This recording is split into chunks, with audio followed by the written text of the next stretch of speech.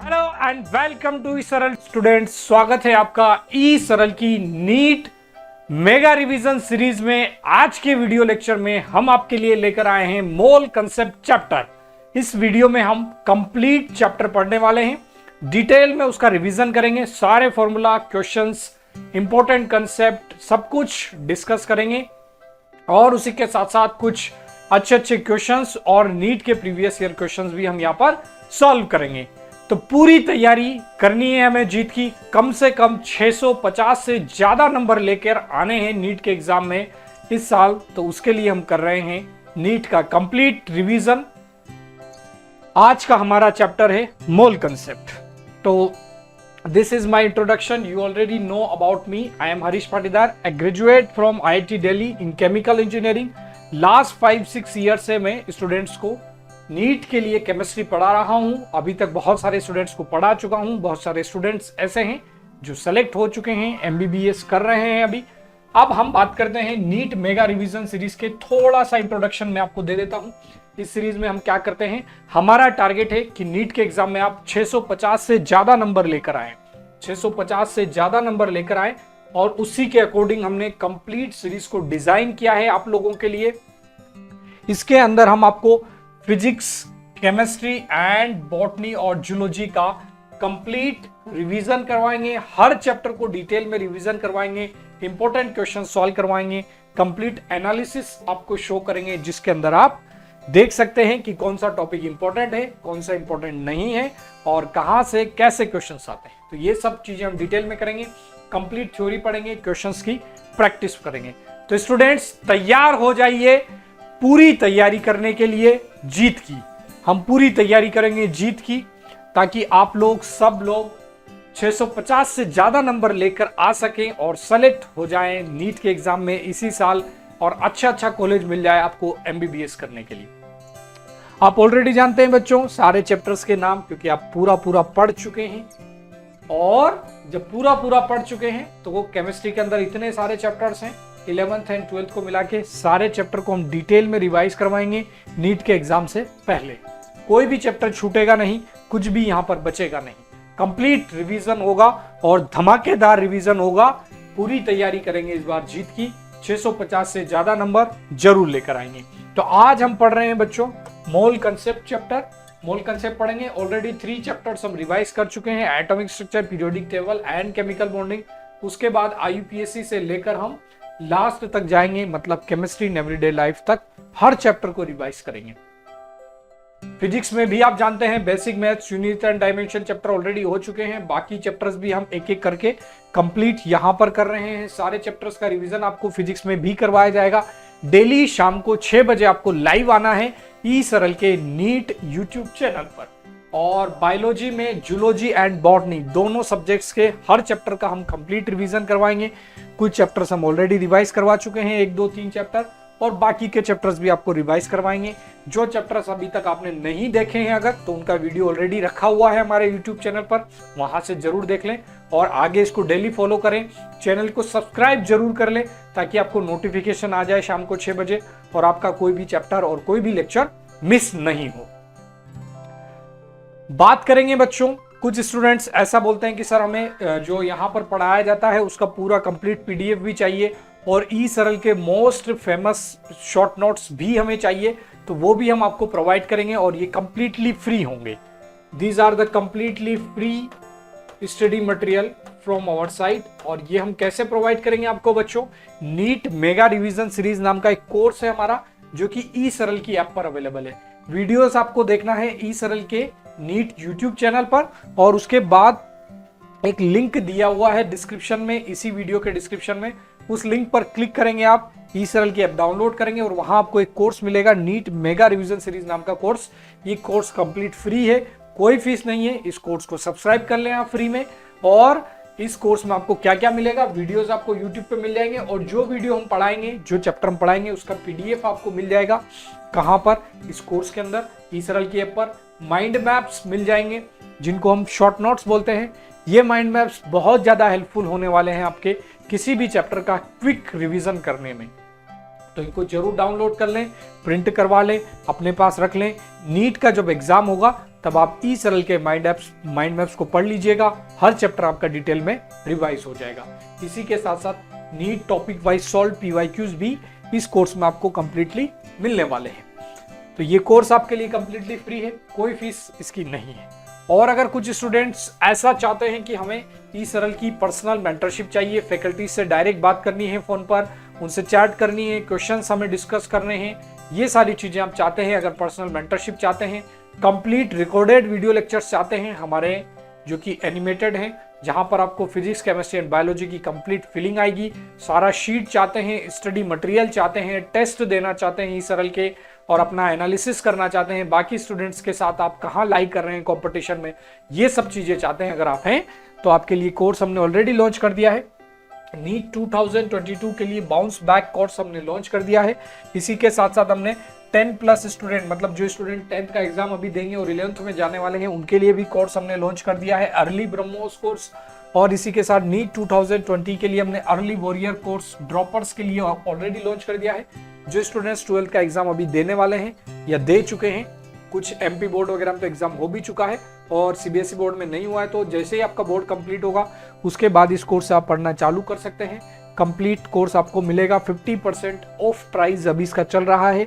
इसी के साथ साथ अर्ली प्रहार कोर्स भी हमने लॉन्च कर दिया है नीट 2023 के लिए। तो ये सारे कोर्सेज जो हैं वो पेड कोर्सेज हैं, तो ये भी आपको ऐप पर मिल जाएंगे, आप बाई कर सकते हैं। और mentorship, study material, video lectures जो कि बेस्ट वीडियो लेक्चर्स है इंडिया के, ऐसा एनिमेशन आपको कहीं नहीं मिलेगा, उसका आनंद आप उठा सकते हैं।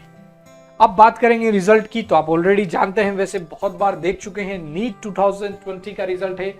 हमारे स्टूडेंट्स एकदम धमाकेदार रिजल्ट, जबरदस्त नंबर ऑफ सिलेक्शंस, बहुत सारे स्टूडेंट्स हैं इस साल के जो अभी एमबीबीएस कर रहे हैं। 2020 में सेलेक्ट हुए, 2021 में सेलेक्ट हुए, ये 21 का रिजल्ट है। इससे पहला वाला रिजल्ट 2020 का था। तो टॉप रैंक्स, टॉप रिजल्ट आप देख सकते हैं यहाँ पर। अगर आप भी अपना फोटो यहाँ लगवाना चाहते हैं तो इस सीरीज को जरूर फॉलो करें। और अगर आप अभी 11th में हैं या 12th में हैं और आपको कोर्स बाई करना है तो कोर्स भी जरूर बाई कर लें, क्योंकि पूरी तैयारी हमें करनी है जीत की, 650 से ज्यादा नंबर लेकर आने हैं। तो स्टार्ट करते हैं बच्चों आज का चैप्टर, जिसका नाम है मोल कंसेप्ट। केमिस्ट्री का बहुत बेसिक चैप्टर है, स्टूडेंट्स को डिफिकल्ट लगता है क्योंकि इसमें मैथ्स इन्वॉल्व होती है, कंसेप्ट ज्यादा नहीं है, बेसिक कंसेप्ट है, उनको कवर कर लीजिए आप। थोड़ी सी कैलकुलेशंस आपको करनी पड़ेगी, उसके बाद क्वेश्चन आसानी से सॉल्व हो जाएगा। खास बात यह है इस चैप्टर की, इससे डायरेक्ट क्वेश्चन जनरली एक ही आता है नीट के एग्जाम में।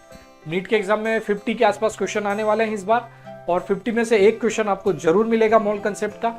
लेकिन इसी के साथ साथ बाकी के जो चैप्टर्स के कंसेप्ट क्वेश्चंस होंगे, जैसे कि atomic structure, states of matter, thermodynamics, electrochemistry, solid state, सब जगह आपको मोल का एप्लीकेशन जरूर मिलेगा।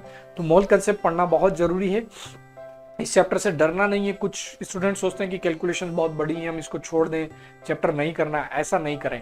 कम से कम फॉर्मूला सारे याद रखें, डेफिनेशंस याद रखें और बेसिक क्वेश्चंस की प्रैक्टिस जरूर कर लें। अगर आप इतना भी कर लेंगे तो नीट के एग्जाम का क्वेश्चन आपका कंप्लीटली सॉल्व हो जाएगा, क्योंकि डिफिकल्ट क्वेश्चन इस चैप्टर से नहीं पूछा जाता। तो ऐसा था इसका इंट्रोडक्शन। तो मोल कंसेप्ट की हम यहां पर रिवीजन करेंगे, कंप्लीट थ्योरी पढ़ेंगे और क्वेश्चन सॉल्व करेंगे। एनसीईआरटी में है ये चैप्टर जो है वो some basic concept of chemistry के नाम से दिया गया है, तो वही चैप्टर है ये जिसको हमने मोल कंसेप्ट नाम दिया गया है। अगर एनालिसिस करें बच्चों तो इस चैप्टर के अंदर Avogadro's law, mole concept, stoichiometry, limiting reagent, percentage purity and concentration terms, ये सारे टॉपिक्स होते हैं। अगर लास्ट 10 ईयर्स में देखें तो अवोगाड्रोस लॉ से एक क्वेश्चन पूछा गया है, मोल कंसेप्ट से 3 क्वेश्चन पूछे गए हैं। मोल कंसेप्ट मतलब जहां मोल की कैलकुलेशंस करनी होती है। स्टोइकियोमेट्री से 2 क्वेश्चन पूछे गए हैं, लिमिटिंग रिएजेंट से 1 क्वेश्चन पूछा गया है, परसेंटेज प्योरिटी से 1 क्वेश्चन पूछा गया है, कंसंट्रेशन टर्म से 1 क्वेश्चन पूछा गया है। इसके अलावा सीक्वेंशियल रिएक्शन, पैरेलल रिएक्शन, यहाँ सबसे इससे ज्यादा क्वेश्चन नहीं पूछे जाते। तो आसान क्वेश्चंस होते हैं, बिल्कुल फॉर्मूला बेस्ड क्वेश्चन आप 2-3 लाइन में आराम से सॉल्व कर सकते हैं। तो ये लास्ट 10 ईयर्स का एनालिसिस है, उसी के अकॉर्डिंग हम आपको रिवाइज करवाएंगे चैप्टर, क्योंकि जहां इंपॉर्टेंट टॉपिक है वहीं हम ज्यादा फोकस करेंगे। और इजी क्वेश्चन तो इस चैप्टर से हमेशा आते हैं, तो जरूर लेकर आएंगे हम 650 से ज्यादा नंबर नीट के एग्जाम में इस बार। तो स्टार्ट करते हैं थ्योरी पढ़ना। सबसे पहले देखेंगे मोल क्या होता है। तो मोल जो होता है बच्चों एक नंबर होता है, जैसे कि एक डोजन नंबर होता है। अगर आपसे कोई बोला जाएगा कि 1 डोजन बनानास लाने हैं, तो आप कितने बनानास लाएंगे? 12 बनानास। तो dozen is a number which represents 12। तो इसी तरीके से मोल भी एक नंबर है, लेकिन ये मोल बहुत सिंपल नंबर नहीं है, कॉम्प्लिकेटेड सा नंबर है, और इसकी वैल्यू होती है 6.02 इंटू 10⁻23 के इक्वल। तो बहुत बड़ा नंबर है। अगर आपसे कोई बोलेगा 1 मोल बनाना लाओ, तो कितने बनानास लेके आएंगे? 6.02 इंटू 10⁻23 बनानास। तो जनरली इस नंबर को हम यूज करते हैं एटम्स के लिए, आयंस के लिए या मॉलिक्यूल्स के लिए, क्योंकि ये नंबर डिराइव किया गया है एटम्स को काउंट करने के लिए, मॉलिक्यूल्स या आयंस को काउंट करने के लिए। बहुत बड़ा सा नंबर होता है और इसका केमिस्ट्री में बहुत ज्यादा एप्लीकेशन है। तो स्टार्ट करते हैं। इस नंबर को हम जरूर याद रखें, 6.02 × 10⁻23, और इस नंबर को एवोगैड्रो नंबर भी बोला जाता है। 1 मोल को एवोगैड्रो नंबर भी बोला जाता है, और इसको Na से रिप्रेजेंट भी किया जाता है।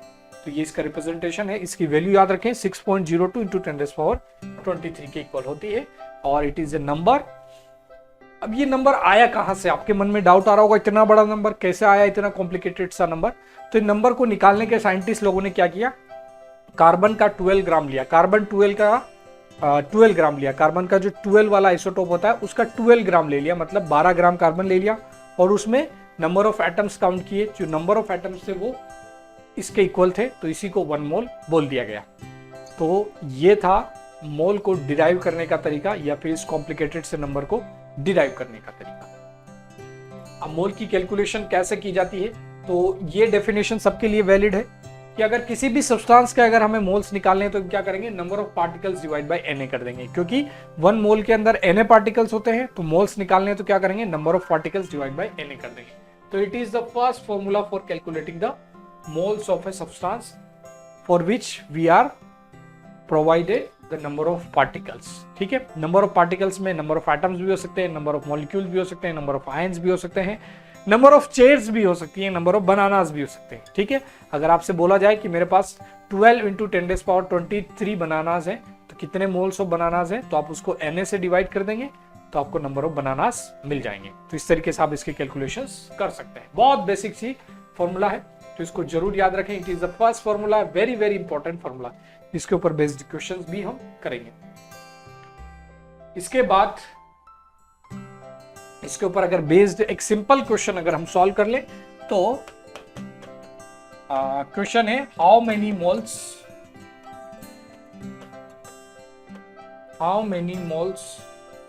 Of O2 are present in 12.04 into 10⁻23 molecules of O2।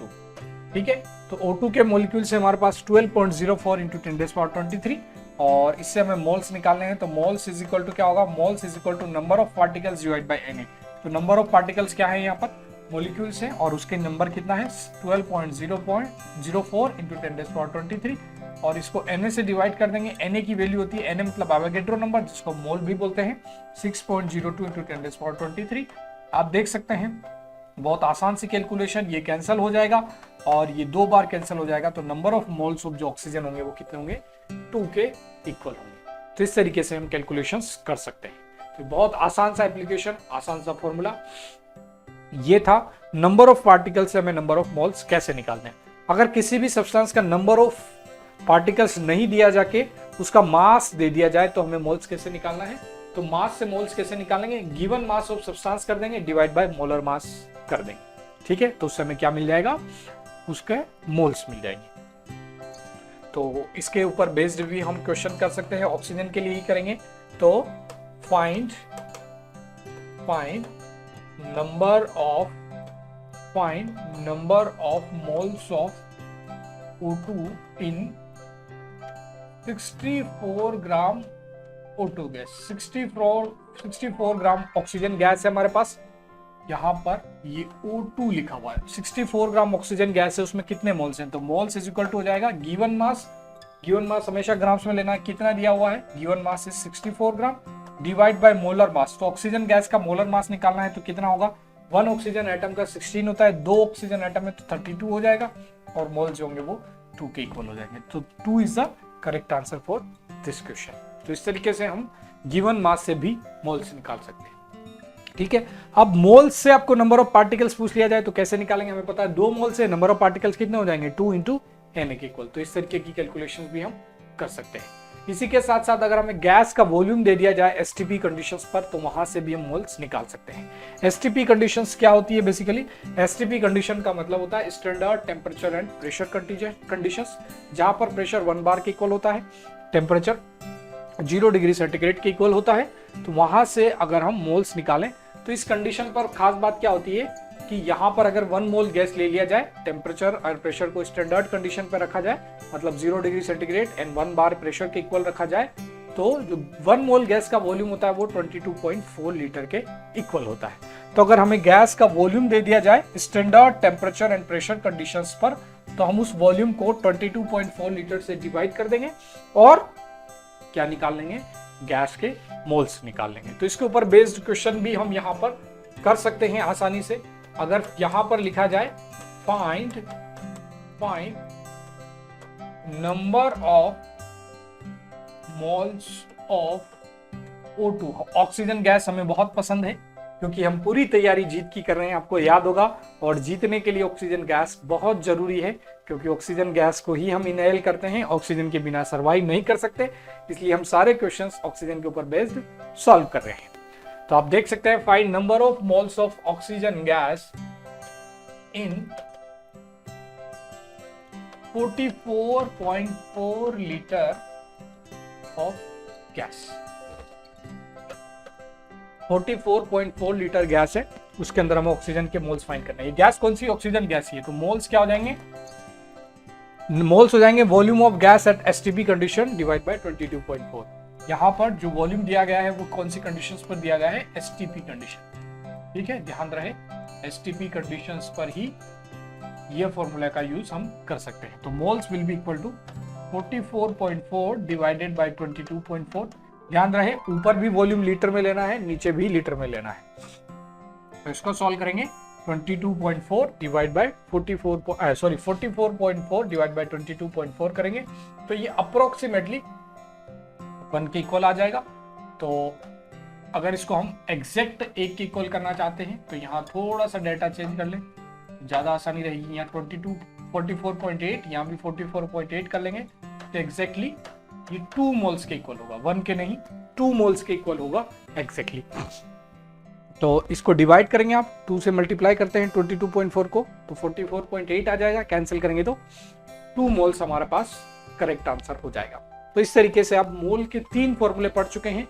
Number of particle से मोल कैसे निकाला जाता है, और गिवन मास से मोल कैसे निकाला जाता है, और वॉल्यूम से कैसे मोल निकाला जाता है। 3 फॉर्मूले पढ़ लिए हमने, बहुत आसान है। एक बार फिर से रिवाइज कर देता हूं। अगर आपको नंबर ऑफ पार्टिकल्स नोन है किसी भी सब्सटेंस के, उसको अगर एवोगैड्रो नंबर से डिवाइड कर दें, यानी कि Na से डिवाइड कर दें, Na की वैल्यू होती है 6.02 × 10⁻23, तो आपको मोल्स मिल जाएंगे उस सब्सटेंस के। इसी के साथ साथ बच्चों अगर आपको सब्सटेंस का वेट पता है ग्राम्स में, अगर किलोग्राम्स में दिया है तो उसको ग्राम में कन्वर्ट कर लेंगे, मिलीग्राम में दिया है तो भी ग्राम में कन्वर्ट कर लेंगे। अगर वेट आपको ग्राम्स में पता है बच्चों तो उसको आप मोलर मास से डिवाइड कर दो। मोलर मास कैसे निकालते हैं? सारे एटम्स का मास का सम कर देंगे तो मोलर मास मिल जाएगा। तो मोलर मास से हम डिवाइड कर दें अगर गिवन मास को, तो उससे भी हमें सब्सटेंस के मोल्स मिल जाएंगे।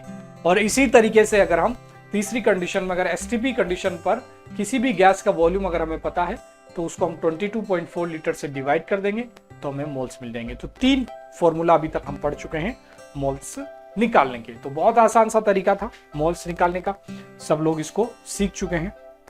अब इसी के साथ साथ हम इस सारे फॉर्मूले को एक ही डायग्राम के अंदर इन्वॉल्व करेंगे और जबरदस्त तरीके से रिवाइज करेंगे। बहुत शानदार ट्रिक है ये, आपको बहुत हेल्प करेगी मोल के सारे फॉर्मूले याद रखने में। तो जबरदस्त ट्रिक है, अगर इस डायग्राम को आप याद रख लेंगे तो किसी भी टाइप के मोल्स के फॉर्मूले और क्वेश्चंस आपको आसानी से सॉल्व हो जाएंगे। तो आप देख सकते हैं अगर आपको नंबर ऑफ मोल्स निकालने हैं तो उसके 3 तरीके हैं। सबसे पहला तरीका, अगर नंबर ऑफ पार्टिकल्स आपको गिवन है तो आप Na से उसको डिवाइड कर दो। Na मतलब एवोगैड्रो नंबर से डिवाइड कर दो Na से, तो ऊपर चले जाएंगे, ऊपर की तरफ एरो लिखा है मतलब नंबर ऑफ पार्टिकल्स को Na से डिवाइड कर दो तो नंबर ऑफ मोल्स मिल जाएंगे। एक तरीका हो गया, बहुत आसान। अगर उल्टा करना है, नंबर ऑफ मोल्स पता है, नंबर ऑफ पार्टिकल्स निकालने हैं, तो Na से मल्टीप्लाई कर देंगे, नीचे की तरफ आ जाएंगे, एरो नीचे की तरफ लगाए तो नंबर ऑफ मोल्स को Na से मल्टीप्लाई कर देंगे तो क्या मिल जाएगा, नंबर ऑफ पार्टिकल्स मिल जाएंगे। ठीक है, ये Na लिखा हुआ है, अवोगाड्रो नंबर। इसी के साथ साथ देखें, अगर आपको किसी भी सब्सटेंस का मास पता है ग्राम्स में, तो मोलर मास से आप डिवाइड कर देंगे तो नंबर ऑफ मोल्स मिल जाएंगे। बहुत आसान, यही तो फॉर्मूला हमने पढ़ा है। इसका उल्टा अगर हमें करना है, नंबर ऑफ मोल्स पता है, मोलर मास से मल्टीप्लाई कर देंगे तो हमें क्या मिल जाएगा, मास मिल जाएगा सब्सटेंस का ग्राम्स में। और एक और तरीका हमने पढ़ा है, अगर वॉल्यूम पता है एसटीपी या एनटीपी कंडीशंस में, वैसे तो एसटीपी और एनटीपी में थोड़ा सा डिफरेंस होता है, लेकिन कैलकुलेशन के पर्पज से हम एसटीपी कंडीशंस हो या एनटीपी कंडीशंस हो, 1 मोल गैस का वॉल्यूम 22.4 लीटर लेके चलते हैं। ठीक है, तो एसटीपी या एनटीपी कंडीशंस पर वॉल्यूम पता है तो 22.4 से डिवाइड कर देंगे तो हमें क्या मिल जाएंगे, मोल्स मिल जाएंगे गैस के। और इसी का अपोजिट भी हम कर सकते हैं, नंबर ऑफ मोल्स अगर हमें पता है 22.4 से मल्टीप्लाई कर देंगे तो गैस का वॉल्यूम मिल जाएगा एसटीपी कंडीशंस पर। तो ये तीनों चीजें हम याद रख सकते हैं। अगर हमें नंबर ऑफ एटम्स पूछ लिए जाए तो हम क्या करेंगे, नंबर ऑफ एटम्स पूछ लिए जाए तो जो नंबर ऑफ पार्टिकल्स मिल रहे हैं, अगर किसी भी मॉलिक्यूल के मोल्स मिल गए या नंबर ऑफ पार्टिकल्स मिल गए और नंबर ऑफ एटम्स पूछ लिए जाए तो यहां पर हम क्या करेंगे, नंबर ऑफ एटम्स से उसको मल्टीप्लाई कर देंगे। एक मॉलिक्यूल में कितने एटम्स हैं उससे मल्टीप्लाई कर देंगे, तो ये क्या है, नंबर ऑफ पार्टिकल्स मतलब नंबर ऑफ मॉलिक्यूल्स, और उसको नंबर ऑफ एटम से मल्टीप्लाई कर देंगे। नंबर ऑफ एटम मतलब एक मॉलिक्यूल में कितना एटम है, जिसको हम एटोमिसिटी से रिप्रेजेंट करते हैं। किससे रिप्रेजेंट करते हैं, एटोमिसिटी से। तो एटोमिसिटी से मल्टीप्लाई कर देंगे तो टोटल नंबर ऑफ एटम्स आपको मिल जाएंगे यहाँ पर। तो इसके साथ साथ आप किसी भी टाइप के मॉलिक्यूल्स में या किसी भी टाइप के सैंपल में आप नंबर ऑफ एटम्स फाइंड कर सकते हैं। तो अगर नंबर ऑफ एटम्स पूछा जाएगा तो आप क्या करेंगे, पहले मोल्स निकालेंगे। सपोज आपको मैं बोल दूं कि ऑक्सीजन के मेरे पास 22.4 लीटर है, उसमें कितने एटम्स है, तो क्या करेंगे, ऑक्सीजन का हमें वॉल्यूम पता है एसटीपी कंडीशन पे 22.4 लीटर है, उसको डिवाइड करेंगे तो मोल्स मिल जाएंगे। मोल से हम नंबर ऑफ पार्टिकल्स निकालेंगे, नंबर ऑफ पार्टिकल्स मतलब नंबर ऑफ मॉलिक्यूल्स निकालेंगे और उसको नंबर ऑफ एटम्स से यानी कि एटोमिसिटी से मल्टीप्लाई कर देंगे तो टोटल नंबर ऑफ एटम्स हमें मिल जाएंगे। तो इस तरीके की कैलकुलेशंस भी हम आसानी से कर सकते हैं यहाँ पर। इसमें आपको कोई डिफिकल्टी नहीं होने वाली है, बहुत आसान है, एकदम लल्लूएस्ट पार्ट है इस चैप्टर का और यही सबसे ज्यादा इंपॉर्टेंट पार्ट है। ठीक है, इसी के ऊपर बेस्ट क्वेश्चन आएंगे और इसी का एप्लीकेशन आगे चैप्टर्स में भी रहेगा। तो इसके ऊपर बहुत बेस्ट क्वेश्चंस हम करेंगे, सुंदर सुंदर से क्वेश्चंस जो नीट के एग्जाम में पूछे जा चुके हैं, आप सॉल्व करेंगे, बहुत आसान लगेंगे क्योंकि आप पढ़ चुके हैं, पूरी तैयारी हम जीत की कर रहे हैं। उसमें से मोल कंसेप्ट का बहुत इंपॉर्टेंट पार्ट अभी तक हमने पढ़ लिया है। तो आप क्वेश्चंस देखेंगे तो आपको कॉन्फिडेंस आ जाएगा, यार बहुत आसान क्वेश्चन आते हैं, क्योंकि हम इस तरीके से आपको रिवाइज करवा रहे हैं सारी चीजें कि हर क्वेश्चन आपको आसान लगे, 650 से ज्यादा नंबर आप लेकर आ सकें। तो ये वीडियो आपको अगर पसंद आ रहा है, डेफिनेटली पसंद आ रहा होगा, तो इस चैनल को सब्सक्राइब कर लें ताकि जो नेक्स्ट वीडियोस आपको आए शाम को 6 बजे उसके लिए नोटिफिकेशन आ जाए और एनएमआर सीरीज का यानी कि नीट मेगा रिवीजन सीरीज का कोई भी वीडियो आपका मिस नहीं हो। तो इसके लिए सब्सक्राइब जरूर कर लें, वीडियो को लाइक भी कर दें, अपने फ्रेंड्स के साथ शेयर भी कर दें। तो एक बहुत आसान सा सवाल है, suppose that element x and y combine to form two compounds XY2 and X3Y2। दो कंपाउंड्स बन रहे हैं, कंपाउंड्स बन रहे हैं x एंड y से, एक XY2 है दूसरा X3Y2 है। 0.1 mole of XY2 weights 10 gram and 0.05 mole of X3Y2 weights 9 gram, the atomic weights of x and y। तो एटॉमिक वेट्स निकालने हैं तो कैसे करेंगे हम, हमें वेट दिया है और मोल्स दिए हैं, तो आपको पता है moles is equal to atomic, moles is equal to given weight divided by molar mass. तो यहां लिख देंगे हम moles is equal to given weight, ये फॉर्मूला है हमारा, गिवन वेट जो होता है वो ग्राम्स में लेना होगा और उसको डिवाइड कर देते हैं मोलर मास से, तो क्या मिल जाता है हमें, इसको हम डिवाइड कर देते हैं मोलर मास से तो क्या मिल जाता है, मोल्स हमें मिल जाते हैं। मोलर मास आप सब लोगों को निकालना आता ही होगा और मोलर मास हमें ज्यादा एटम्स का याद भी नहीं करना है, एटॉमिक मास, क्योंकि पेपर में आपको प्रोवाइड किया जाएगा, एग्जाम में जो पेपर होगा आपका नीट में उसमें आपको प्रोवाइड किया जाएगा। एटम्स का मास तो आपको प्रोवाइड किया जाएगा एग्जाम में और एटम्स के मास का सम कर देते हो मोलर मास मिल जाता है। तो इस तरीके से आप आसानी से निकाल भी सकते हैं, कोई दिक्कत आपको नहीं होगी। मोलर मास जो होता है 1 मोल के लिए होता है बच्चों और इसको ग्राम में रिप्रेजेंट किया जाता है। मोलिकुलर मास जो होता है एक मोलिक्यूल के लिए होता है, इसको MU में रिप्रेजेंट किया जाता है। और 1 MU को अगर ग्राम में कन्वर्ट करें तो 1 MU is equal to 1.67 into 10⁻24 gram होते हैं। तो इसकी वैल्यू भी आप याद रखें, यहाँ लिख देता हूं वैसे। तो 1 MU is equal to 1.67 into 10⁻24 gram. ठीक है, जो हम एक एटम या एक मॉलिक्यूल का मास निकालते हैं वो MU में निकालते हैं, और उसको मोलर मास में अगर कन्वर्ट करना होता है तो MU हटाकर ग्राम लगा देते हैं। जैसे ऑक्सीजन के एक एटम का मास 16 MU होता है, और 1 मोल एटम्स का मास निकालेंगे तो 16 MU में MU को हटा के ग्राम लगा देंगे तो 1 मोल ऑक्सीजन एटम का मास 16 ग्राम हो जाएगा। इस तरीके से हम इसको कर सकते हैं। तो ये चीजें आपको ऑलरेडी आती भी होगी, बहुत आसान सी चीजें हैं। अब क्वेश्चन भी हम करेंगे। अब यहाँ क्या क्या इंफॉर्मेशन हमें नोन है देखेंगे बच्चों। XY2 के लिए हम सॉल्व करेंगे। सबसे पहले 2 पार्ट में डिवाइड कर लेते हैं इसको। XY2 के लिए अगर सॉल्व करें बच्चों तो XY2 के लिए आपको दिया है 2 compounds XY2 and X3Y2, 0.1 mole of XY2 weighs 10 gram. तो मोल्स ऑफ XY2 कितने हैं? 0.1 है। और 0.1 को हम क्या लिख सकते हैं? गिवन वेट कितना XY2 का 10 ग्राम है, divided by molar mass. Molar mass क्या हो जाएगा इसका? Mass of X plus mass of 2Y atoms. ठीक है, मास ऑफ X को हमने X लिख दिया है, मास ऑफ Y को हमने Y लिख दिया है, और XY2 है तो X का एक एटम होगा, Y के 2 एटम होंगे, तो X प्लस 2Y कर दिया। तो यहाँ इसको अगर हम मल्टीप्लाई कर ले बच्चों तो एक इक्वेशन बनेगी 0.1X plus 0.2Y is equal to 10। ये कैपिटल Y और स्मॉल y सेम है, ऐसा मान लीजिए, कोई दिक्कत नहीं होगी। इसके साथ साथ आप देखें दूसरे कंपाउंड के लिए हम देखें X3Y2 आपको लिखा हुआ है, तो X3Y2 के कितने मोल्स हैं? 0.05 मोल्स हैं, ऐसा दिया हुआ है क्वेश्चन में। 0.05 मोल्स ऑफ X3Y2 वेज 9 ग्राम। कितना वेट है? 9 ग्राम। तो ये 9 ग्राम इसका लिख दिया। और मोलिकुलर मास कितना हो जाएगा इसका, या मोलर मास? मोलिकुलर मास एक मोलिक्यूल के लिए होता है, मोलर मास 1 मोल मोलिक्यूल के लिए होता है। तो यहाँ अगर वेट जो है ग्राम में दिया है तो मोलर मास से डिवाइड करेंगे, तो मोलर मास हो जाएगा इसका 3 into X plus 2 into Y के इक्वल। सारे एटम्स का मास हमने ऐड कर दिया, सिंपल सी बात है। तो ये हो जाएगा 0.15x plus 0.1y equal to 9। Multiply कर दिया हमने, तो ये इक्वेशन हमारे पास बन गई। आप देख सकते हैं x और y के बीच में 2 इक्वेशन है हमारे पास। इसको इक्वेशन 1 बोल दिया, इसको इक्वेशन 2 बोल दिया। इन दोनों को हम सॉल्व करके x एंड y की वैल्यू निकाल सकते हैं। x और y क्या है? Atom x and atom y का एटॉमिक वेट से, तो वो हमें यहाँ से मिल जाएंगे। तो आप इसको बहुत आसानी से कर सकते हैं। अब सेकंड इक्वेशन को 2 से मल्टीप्लाई कर दीजिए।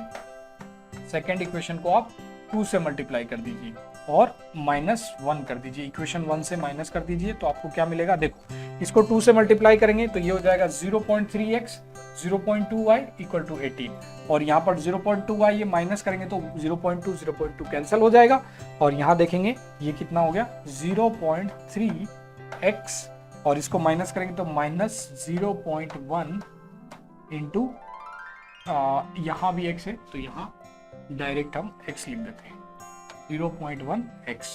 y कैंसिल हो ही जाएगा और यहाँ बचेगा 18, क्योंकि 2 से मल्टीप्लाई कर देंगे तो 9 का 18 हो जाएगा, और ये -10 करेंगे तो 18 - 10 हम यहाँ लिख सकते हैं।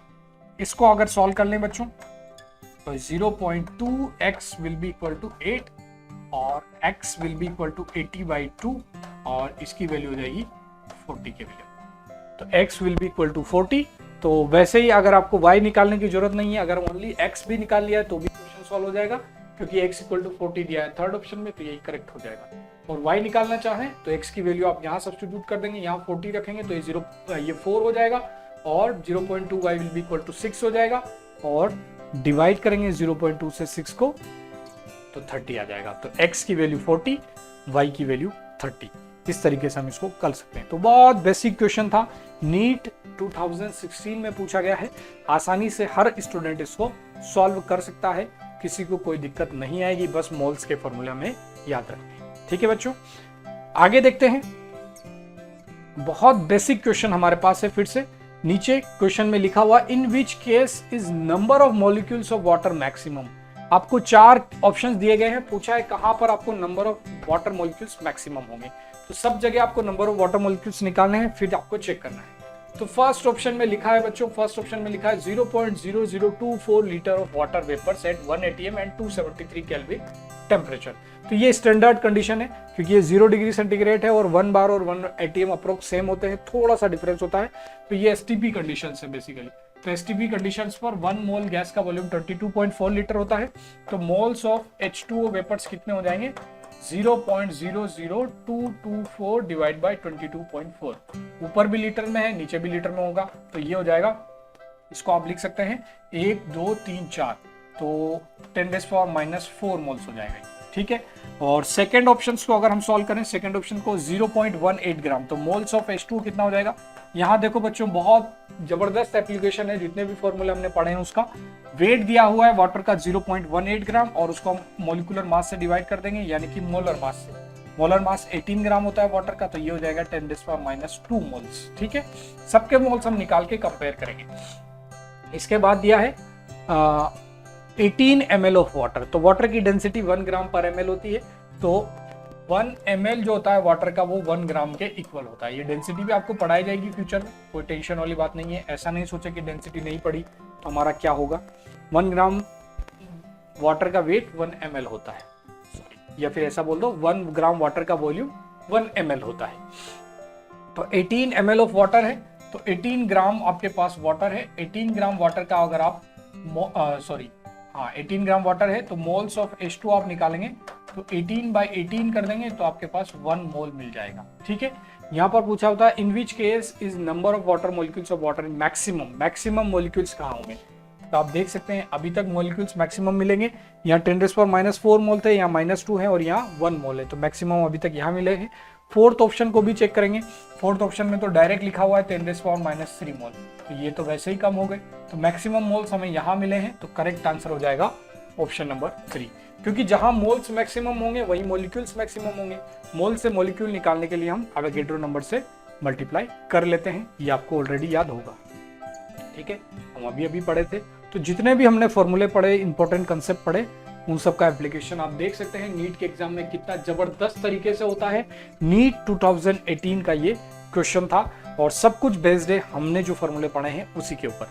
तो नीट की लिए हम पूरी तैयारी कर रहे हैं जीत की। 650 से ज्यादा नंबर जरूर लाने हैं बच्चों। 12-12 घंटे आप पढ़ना है घर पर आपको डेली, अब क्योंकि नीट के लिए बहुत कम टाइम बचा है, बहुत जल्दी डेट भी आ जाएगी नीट की।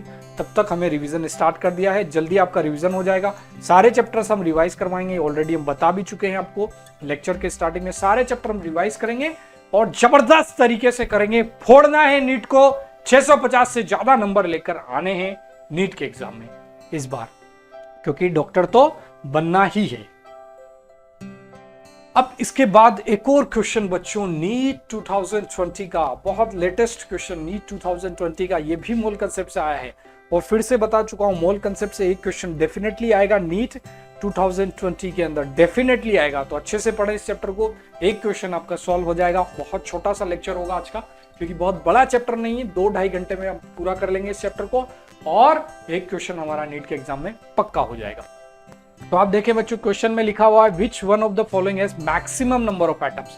मैक्सिमम नंबर ऑफ एटम्स कहाँ होंगे, तो हमें पता है एटम्स निकालने हैं, तो नंबर ऑफ एटम्स हम निकालेंगे तो क्या करेंगे, पहले हम मोल्स निकालेंगे और उसको Na से मल्टीप्लाई कर देंगे, क्योंकि 1 मोल के अंदर Na एटम्स होते हैं। ठीक है, तो आप देख सकते हैं यहाँ पर फर्स्ट ऑप्शन में अगर चेक किया जाए 1 ग्राम लिथियम है, तो मोल्स ऑफ लिथियम अगर निकालें, मोल को हम जनरली स्मॉल n से रिप्रेजेंट करते हैं, तो मोल्स ऑफ लिथियम कितना हो जाएगा, given weight divided bye atomic weight, क्योंकि एटॉमिक फॉर्म में है ये, तो एटॉमिक वेट कितना है लिथियम का, 7 है, और गिवन वेट 1 ग्राम है, तो ये 1/7 मोल्स हो गए।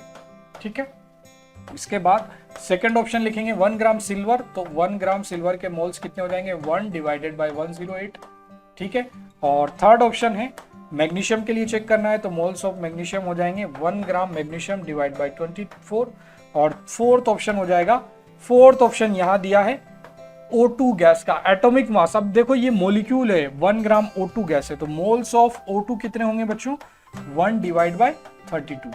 ठीक है, ये मोलिकुलर मास से डिवाइड किया है, मोलर मास से डिवाइड किया। एटम्स निकालने हैं, तो एटम्स कितने हो जाएंगे, एटम्स हो जाएंगे मोल्स ऑफ O2 इंटू 2 के इक्वल। 2 से मल्टीप्लाई क्यों किया, क्योंकि एक मॉलिक्यूल में 2 एटम्स है, तो मोल्स ऑफ O2 है 1/32 इंटू 2 कर देंगे, तो एटम्स हो जाएंगे 1/32। 16 मोल्स। तो ये एटम्स के मोल आ गए, इसके एटम्स, इसके एटम्स, इसके एटम्स, इसके एटम्स, सबके एटम्स हमें पता है। तो हमें कंपेयर क्या करना है, मैक्सिमम नंबर ऑफ एटम्स देखने हैं। तो मैक्सिमम नंबर ऑफ एटम्स कहाँ होंगे, जो नंबर सबसे बड़ा होगा वही सबसे मैक्सिमम होगा। तो सबसे बड़ा नंबर है 1/7, ठीक है, 1/7 सबसे बड़ा नंबर है, तो यही सबसे ज्यादा नंबर ऑफ एटम्स होंगे और यही होगा इसका करेक्ट आंसर। तो option 1 is the correct answer. NEET 2020 का क्वेश्चन 2-3 लाइन में आप सॉल्व कर सकते हैं, कोई डिफिकल्टी नहीं होगी। पूरी तैयारी करनी है जीत की, इस बार जाना है 650 के पार। जुड़े रहिए नीट मेगा रिवीजन सीरीज से, फॉलो करते रहिए, चैनल को सब्सक्राइब कर लीजिए ताकि आपको डेली नोटिफिकेशन मिल जाए, कोई भी रिवीजन आपका मिस नहीं हो। सारे चैप्टर्स हम रिवाइज करवाएंगे नीट के एग्जाम से पहले, कंप्लीट रिवीजन होगा ई सरल के यूट्यूब चैनल पर, और उसके बाद ई सरल की ऐप पर जाकर आप JEE mega revision series course भी जरूर ले लें। ये कोर्स कंप्लीटली फ्री है, वहां आपको ये सारी पीडीएफ मिल जाएगी, ई सरल के शॉर्ट नोट्स मिल जाएंगे, प्रीवियस ईयर क्वेश्चंस के सॉल्व्ड सॉल्यूशंस और क्वेश्चंस वहां आपको फ्री में अवेलेबल है, तो उसको भी जरूर ले लें। और बहुत आसान क्वेश्चन, आपको पता होगा 60-70% से ज्यादा क्वेश्चन नीट के एग्जाम में एकदम सिंपल लेवल के होते हैं, तो आराम से आप 60-70% क्वेश्चन इजी हैं उनको कर लें। थोड़े बहुत क्वेश्चन मॉडरेट लेवल के होते हैं 20%, जो आप आराम से कर लेंगे, क्योंकि हम मॉडरेट क्वेश्चंस भी करेंगे, उनकी थ्योरी भी पढ़ेंगे, तो 90% मार्क्स आप आसानी से ला सकते हैं। तो 650 से ज्यादा नंबर डेफिनेटली आपका आएगा अगर आप NEET mega revision series course को फॉलो करेंगे और इस सीरीज को भी कंप्लीट फॉलो करेंगे। तो यहां तक हमने पढ़ लिया है मोल कंसेप्ट के बारे में। तो मोल कंसेप्ट के बाद हम नेक्स्ट स्टार्ट करेंगे अवोगाड्रोस हाइपोथेसिस।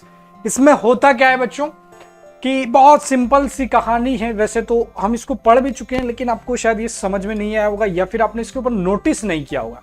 अगर आप थोड़ा सा डिटेल में जाए तो हमने ये पढ़ चुके हैं कि 1 मोल गैस का वॉल्यूम एसटीपी कंडीशंस पर 22.4 लीटर होता है। मतलब अगर ऐसा बोल दिया जाए कि अलग अलग गैसेज हैं, उनका वॉल्यूम अगर सेम है, सपोज 3 गैसेज है हमारे पास, नाइट्रोजन, ऑक्सीजन एंड हाइड्रोजन, तीनों गैसेज का वॉल्यूम हम कितना ले लें, 22.4 ले लें एसटीपी कंडीशंस पर, तो उनके जो मोल्स होंगे वो डेफिनेटली कितने होंगे, 1, 1 एंड 1 के इक्वल होंगे, तीनों के मोल्स सेम होंगे, और मोल्स सेम होंगे तो नंबर ऑफ मॉलिक्यूल्स भी सेम होंगे। तो यही हाइपोथेसिस है अवोगाड्रोस की, कि under the similar condition of temperature and pressure equal volume of the gases will contain equal molecules. तो ये हम ऑलरेडी पढ़ भी चुके हैं। सिंपल सी बात है कि अगर गैसेस का टेम्परेचर प्रेशर सेम है और नंबर ऑफ मोल्स भी सेम है, तो उनके मॉलिक्यूल्स जो होंगे वो सेम होंगे, ठीक है, और नंबर ऑफ मोल्स सेम होने के लिए वॉल्यूम भी सेम होना जरूरी है। तो इसके ऊपर बेस्ड क्वेश्चन पूछा गया है AIPMT यानी कि नीट 2014 के एग्जाम में। तो इस क्वेश्चन को सॉल्व करने से पहले सबसे ज्यादा जरूरी है कि आप चैनल को सब्सक्राइब कर दें अगर वीडियो आप देख रहे हैं, क्योंकि अगर सब्सक्राइब नहीं करेंगे तो आपके पास नेक्स्ट वीडियो का नोटिफिकेशन नहीं आएगा। जो घंटा वंटा होता है उसमें उसको भी दबा दें और चैनल को सब्सक्राइब कर लें, फ्रेंड्स के साथ शेयर करें ताकि सब लोग इसको देख सकें, सब लोग अच्छे से रिवाइज कर सके हैं। हमारा टारगेट है 650 से ज्यादा नंबर लाना है नीट 2020 के अंदर। पूरी तैयारी करनी है जीत की, तो एक बार कमेंट बॉक्स में जरूर लिखें पूरी तैयारी जीत की, ताकि हम लोग पूरी तैयारी कर पाए। कम से कम 12 घंटे आपको डेली पढ़ना है आज से लेकर नीट के एग्जाम तक। कंप्लीट रिवीजन करवाएंगे हम नीट का, फिजिक्स, केमिस्ट्री एंड बायोलॉजी के हर चैप्टर का डिटेल रिवीजन होगा। डेली आ जाए शाम को 6 बजे लाइव।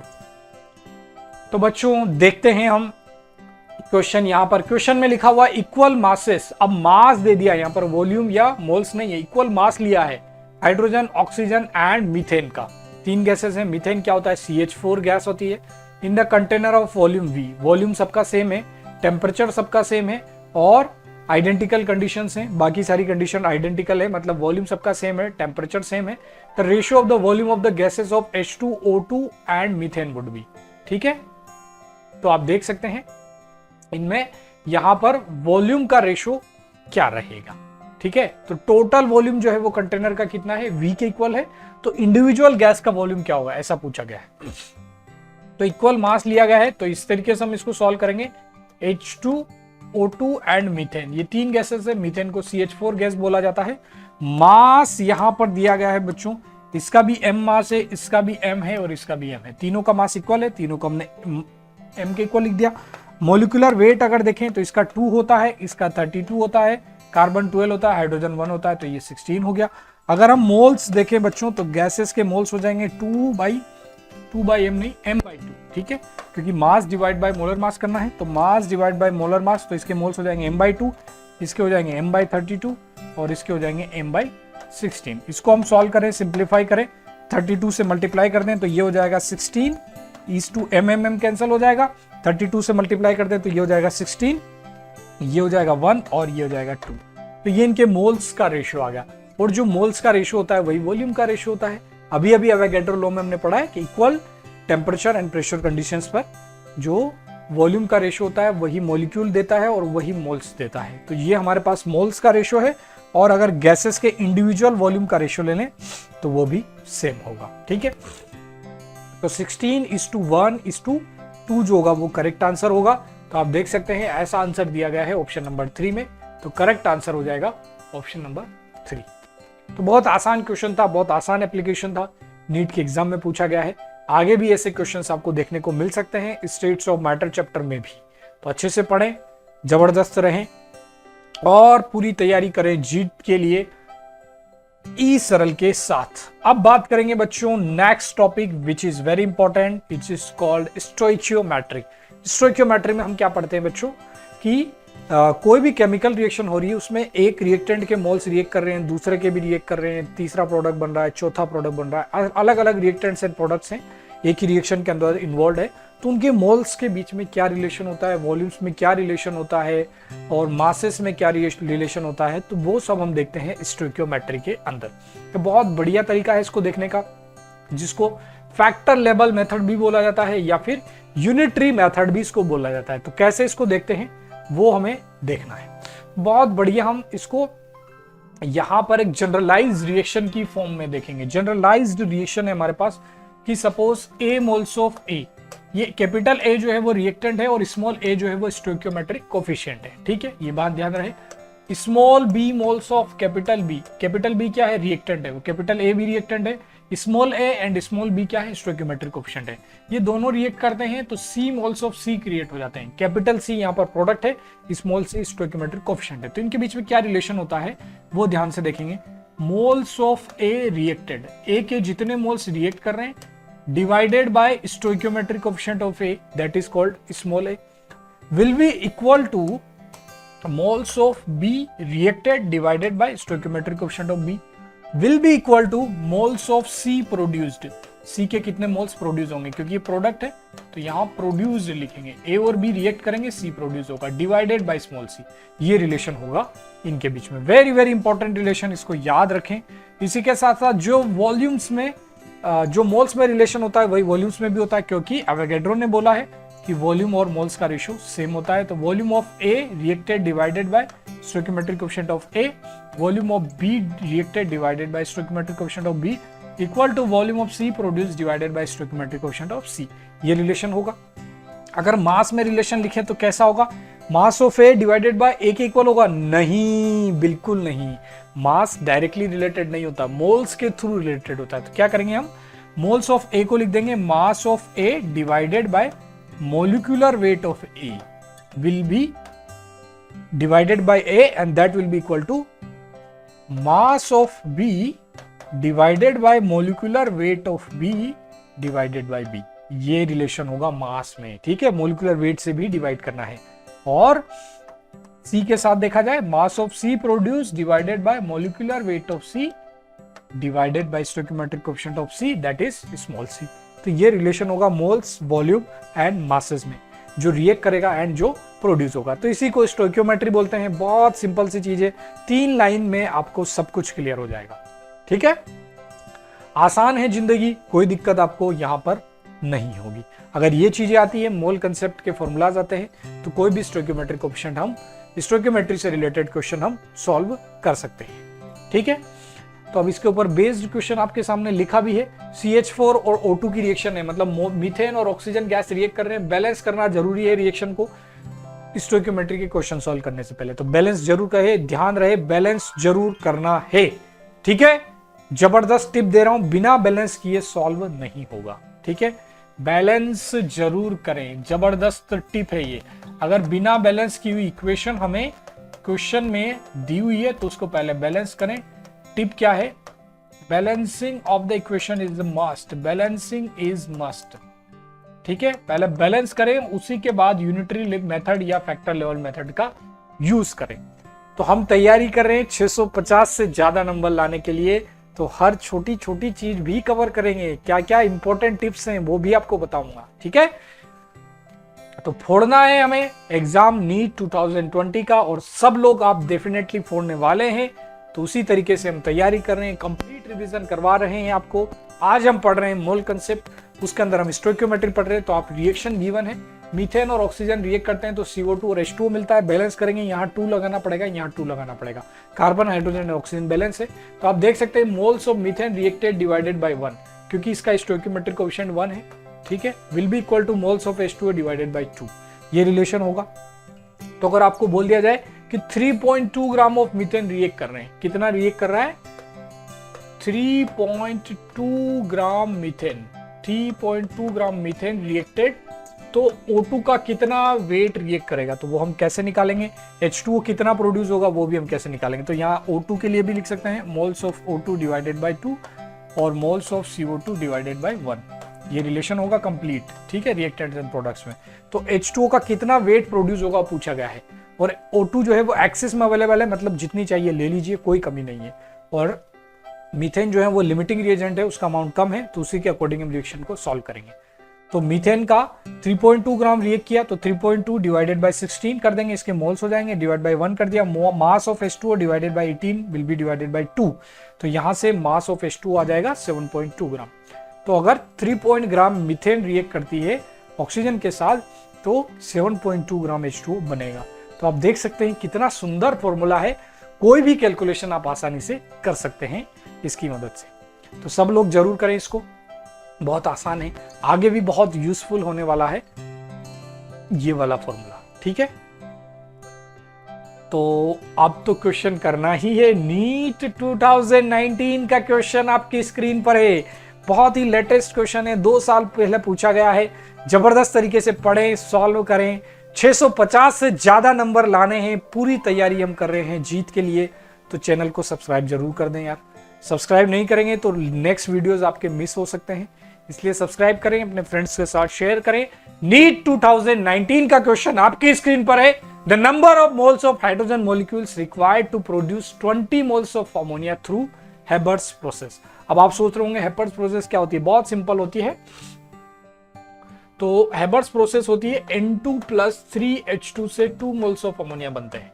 ये प्रोसेस आप पढ़ेंगे भी सही पी ब्लॉक चैप्टर में बहुत डिटेल में। तो अगर आपको रिएक्शन याद नहीं थी तो परेशान नहीं हो कि हम नीट में क्वेश्चन आ जाता तो कैसे सॉल्व करते, ये रिएक्शन आप पी ब्लॉक में पढ़ लेंगे। तो उसके बाद वैसे भी आप जब नीट का एग्जाम देंगे तो सारे चैप्टर्स पढ़ के ही जाएंगे। तो ऐसा मान लीजिए रिएक्शन आपको याद थी, अब इसको सॉल्व करें, ये हेबर्स प्रोसेस है। तो पूछा गया है number of moles of hydrogen molecules required to produce 20 moles of ammonia. Ammonia कितनी प्रोड्यूस करनी है, 20 मोल्स हो, तो moles of N2 divided by 1। Nitrogen के बारे में कोई इंफॉर्मेशन नहीं है, मतलब नाइट्रोजन हमें एक्सिस में लेके चलना है। Moles of hydrogen divided by 3 will be equal two moles of ammonia divided by 2। ठीक है, अब नाइट्रोजन का कोई यूज नहीं है यहाँ पर, वो एक्सिस में है, जितनी चाहिए ले लीजिए। हाइड्रोजन और अमोनिया के बीच में हमें कैलकुलेशंस करनी है। तो क्या पूछा गया है, मोल्स ऑफ हाइड्रोजन कितने रिक्वायर्ड होंगे जबकि 20 मोल्स ऑफ अमोनिया बन जाए। तो अमोनिया के कितने बने हैं, 20 मोल्स, तो moles of hydrogen will be equal to 3 × 20/2। 20 कहां से आया, क्वेश्चन में दिया है, 3 को इधर ले गए, 2 यहां पर ऑलरेडी था, तो ये हो जाएंगे 30 मोल्स ऑफ हाइड्रोजन। तो 20 मोल अमोनिया प्रोड्यूस करना है तो 30 मोल्स ऑफ हाइड्रोजन रिक्वायर्ड होगी। बस यही तो जिंदगी थी, और क्या करना है, इतना आसान सवाल, बिल्कुल लल्लूएस्ट क्वेश्चन। तो करेक्ट आंसर हो जाएगा ऑप्शन नंबर 3।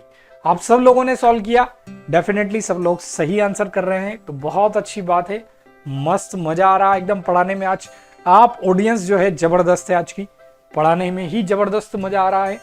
आगे पढ़ेंगे बच्चों, एक और सवाल आपकी स्क्रीन पर है। When 22.4 liters of hydrogen gas is mixed with 11.2 liters of chlorine each at STP condition, सब STP conditions पर है, मतलब 1 मोल गैस का वॉल्यूम 22.4 लीटर है। ठीक है, the moles of HCl formed is equal to, तो सिंपल सी रिएक्शन होती है, रिएक्शन फिर से लिख देता हूँ, देखकर डरे नहीं। H2 प्लस Cl2 से 2 मोल्स ऑफ HCl बनते हैं। ये रिएक्शन आपको ऑलरेडी याद हो जाएगी, ठीक है, तो इसके बारे में आप चिंता ना करें, बस आपको कैलकुलेशंस यहाँ करनी है। तो volume of H2 divided by 1 will be equal to volume of Cl2 divided by 1 will be equal to volume of HCl produced divided by 2। ऐसा हमें करना है, ठीक है, क्योंकि यहाँ वॉल्यूम दिया है तो हम डायरेक्ट क्या करेंगे, वॉल्यूम वाला फॉर्मूला लगा देंगे।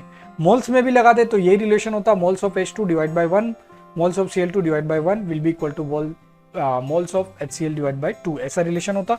यहाँ हमने वॉल्यूम में लगा दिया है। तो वॉल्यूम ऑफ H2 कितना है, 22.4 है, और डिवाइड बाय 1 करेंगे, और 11.2 लीटर्स ऑफ Cl2 है। तो आप देख सकते हैं 11.2 लीटर्स ऑफ Cl2 यहाँ है, ठीक है।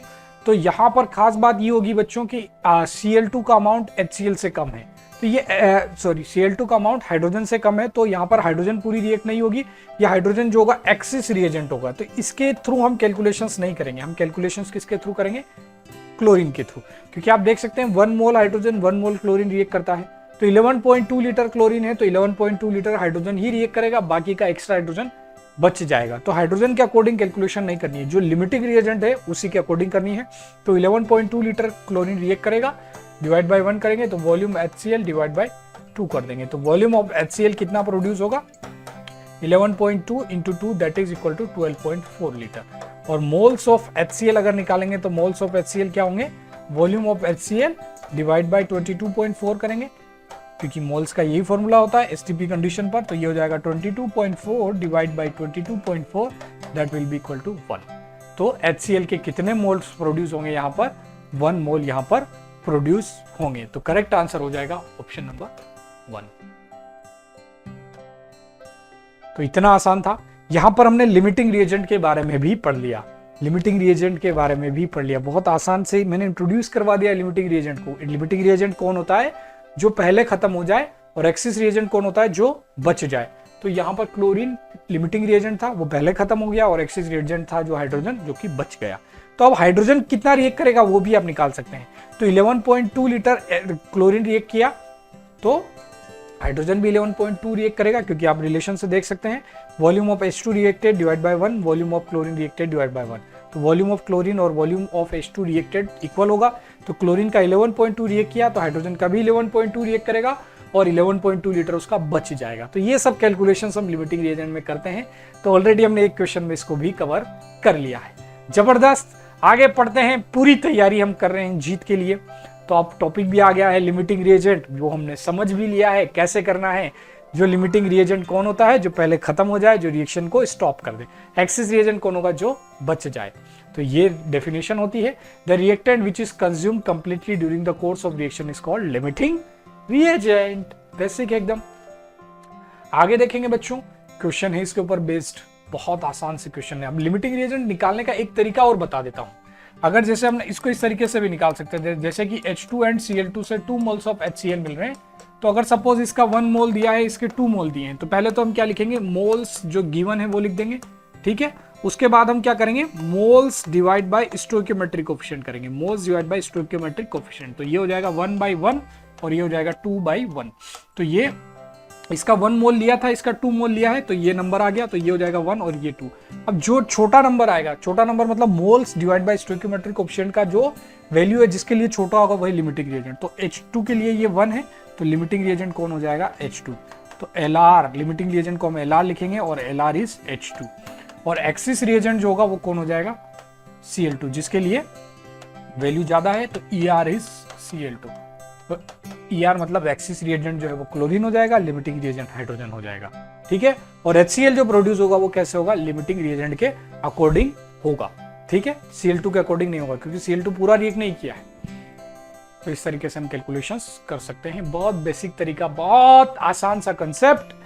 अब हम देखेंगे बच्चों यहां पर 1 ग्राम of magnesium is burned with 0.56 gram of Mg in closed vessel, which reactant is left in exchange and how much. कितना बचेगा और कितना रिएक्ट हो जाएगा, ऐसा पूछा है। तो मैग्नीशियम को हम O2 के साथ रिएक्ट करते हैं, तो MgO बन जाता है।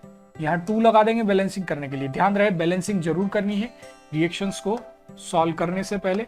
अदरवाइज आंसर गलत हो जाएगा। तो ये रिएक्शन है। इस रिएक्शन को देखकर डरे नहीं, फिर से बता देता हूँ, रिएक्शंस आप सब कुछ पढ़ेंगे इनऑर्गेनिक केमिस्ट्री में, तो आप वहां से इसको आसानी से याद कर पाएंगे। अभी मान लीजिए कि क्वेश्चन में ही रिएक्शन दिया है, उसके बाद हमें सॉल्व करना है। तो आप देखेंगे लिमिटिंग रिएजेंट फाइंड करना है, तो मोल्स निकालने हैं हमें। पहले मोल्स निकालेंगे, फिर हम लिमिटिंग रिएजेंट से निकालने के लिए मोल्स को स्टोइकियोमेट्रिक कोएफिशिएंट से डिवाइड करेंगे। तो मोल्स निकालने अगर मैग्नीशियम के, तो मैग्नीशियम के मोल्स कितने होंगे, given weight divided by molar mass. Molar mass कितना होगा, जो कि एटॉमिक मास के इक्वल है, क्योंकि मैग्नीशियम अकेला आइटम है, और जो कि 24 के इक्वल है। तो 1/22 4 हो गया, क्योंकि 1 ग्राम मैग्नीशियम का दिया है, और इसके साथ दिया है 0.56 ग्राम O2 को बर्न किया है इसके साथ, और इसका मोलर मास होता है 32। तो ये इसके मोल्स हो गए। अब moles divide by stoichiometric coefficient करेंगे तो कितना हो जाएगा, ये हो जाएगा 1 डिवाइड बाय 24 इंटू 2 हो जाएगा, क्योंकि इसको स्टोइकियोमेट्रिक कोएफिशिएंट 2 है, और यहाँ हो जाएगा 0.56 डिवाइड बाय 32 इंटू 1, क्योंकि इसका स्टोइकियोमेट्रिक कोएफिशिएंट 1 है। आप देख सकते हैं इनमें से छोटा नंबर कौन होगा। इसमें से छोटा नंबर अगर कंपेयर करें तो ये होगा 1/48, और ये हो जाएगा 0.56 डिवाइड बाय 32। अगर इसको अप्रोक्स 2 से ऊपर भी मल्टीप्लाई कर दें, नीचे भी मल्टीप्लाई कर दें, तो ये अप्रोक्स हो जाएगा ऊपर 1 और नीचे हो जाएगा 64, इस तरीके से हो जाएगा। तो आप देख सकते हैं छोटा इनमें से कौन होगा, ये वाला नंबर, ठीक है। तो O2 जो होगा वो लिमिटिंग रिएजेंट हो जाएगा। तो Lr कौन है यहाँ पर, Lr इज O2, और एक्सिस में कौन है, एक्सिस रिएजेंट इज मैग्नीशियम, ठीक है। तो क्वेश्चन में यही पूछा हुआ है कि एक्सिस में कौन है, तो एक्सिस में जो होगा वो कौन होगा, मैग्नीशियम होगा। लेफ्ट इन एक्सिस, एक्सिस में कौन बच जाएगा, कितना बचेगा वो देखना है हमें। कैसे निकालेंगे हम, देखो O2 तो पूरा रिएक्ट कर जाएगा, तो O2 जितना रिएक्ट किया उसके अकॉर्डिंग मैग्नीशियम निकाल लेंगे, और फिर जो बचेगा वो निकाल लेंगे। तो moles of O2 divide by 1 will be equal two moles of Mg divide by 2। ये रिलेशन था जो हम ऑलरेडी जानते हैं, जिसको फैक्टर लेवल मेथड या यूनिटरी मेथड बोलते हैं। तो मोल्स ऑफ O2 कितना रिएक्ट करेगा, जितना O2 था पूरा रिएक्ट कर जाएगा, क्योंकि लिमिटिंग रिएजेंट है। तो ये हो जाएगा 0.56 डिवाइड बाय 32, और मोल्स ऑफ मैग्नीशियम कितना रिएक्ट करेगा, इतना। तो मोल्स ऑफ मैग्नीशियम रिएक्टेड कितना हो जाएगा, 0.56 डिवाइड बाय 16, 2 को कैंसिल कर लेंगे, ये हो जाएगा। और मास ऑफ मैग्नीशियम रिएक्टेड कितना हो जाएगा, मोल्स पता है, मास निकालना है तो क्या करेंगे, मोलर मास या एटॉमिक मास से मल्टीप्लाई कर देंगे। मैग्नीशियम का एटॉमिक मास 24 है, डिवाइड करेंगे 8 दूना 16, 8 3 24, ये 3 बार और ये 2 बार। तो ये हो जाएगा 0. इसको डिवाइड करेंगे 2 दूना 4, 2 8 16, तो 0.28 इंटू 3 हो जाएगा। और ये कितना करेगा, 8 16 8 24 का 4, 2 बचा, 3 दूना 6 और 2 8, 0.84 ग्राम ये रिएक्ट करेगा। ये रिएक्ट करने वाला मैग्नीशियम है। तो बचेगा कितना, लिया कितना था, 1 ग्राम लिया था, उसमें से 0.84 ग्राम रिएक्ट कर गया, तो बचा कितना, तो ये Mg जो है ये कितना था, रिएक्टेड अमाउंट है, ये मैग्नीशियम का रिएक्टेड अमाउंट है, ठीक है।